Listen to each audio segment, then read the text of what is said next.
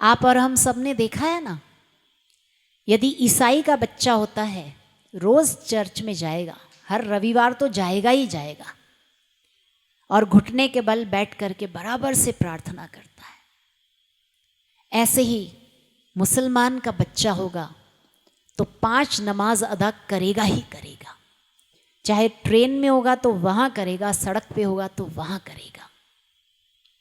तो क्या हम हिंदुओं को प्रार्थना की जरूरत नहीं है बच्चों? क्या हमें भगवान के नाम की जप की जरूरत नहीं है क्या? तो आप और हमें भी नियम निष्ठा में पक्का होना चाहिए, और इसीलिए हमारे ऋषि मुनियों ने त्रिकाल संध्या का नियम बनाया था।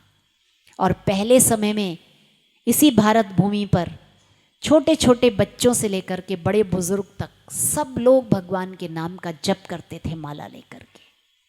और इसीलिए तो यहाँ का नियम है कि जब एक दूसरे से मिलते हैं तो दोनों हाथ जोड़ करके क्या बोलते हैं? राम राम जी बोलते हैं कि नहीं बोलते हैं? नमस्ते बोलते हैं कि नहीं? सत श्री अकाल बोलते हैं कि नहीं बोलते हैं? तो ये क्या है? ये भगवान का नाम है। जब राम राम बोलते हैं तो मेरे हृदय में बैठे हुए राम का आपके हृदय में बैठे हुए राम को नमन है। तो भगवान को याद किया कि नहीं किया? जो भी भगवान जी आपको अच्छे लगते हो, शिव जी अच्छे लगते हो तो शिव जी का नाम जपना, राम जी अच्छे लगते हो तो राम राम जपना, जिसको देवी माँ अच्छी लगती हो तो उनका नाम जपना, लेकिन भगवान का नाम जपने की आदत डालना। और कुछ नहीं तो हरिओम हरिओम तो सब कर लेंगे कि नहीं कर लेंगे, है ना? और वो भी नहीं तो ओम ओम तो कर ही लेंगे, है कि नहीं? तो इससे क्या होगा कि आपको भगवान का नाम जपने की आदत पड़ जाएगी, और फिर धीरे धीरे आपको आनंद आने लगेगा भगवान का नाम जपने से, और धीरे धीरे भगवान से आपका प्रेम हो जाएगा। और जब जब आपको भगवान की ज़रूरत होगी तो भगवान को आप अपने पास पाओगे, अपने साथ पाओगे।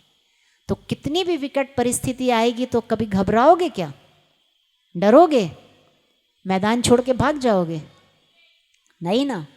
बस तो फिर तो इसलिए रोजाना नियम से माला करने की आदत डालना, ठीक है? तो 3 संध्या कम से कम करेंगे कि नहीं सब लोग? भले हर संध्या में 10-10 मिनट बैठना सिर्फ, लेकिन बैठना ज़रूर।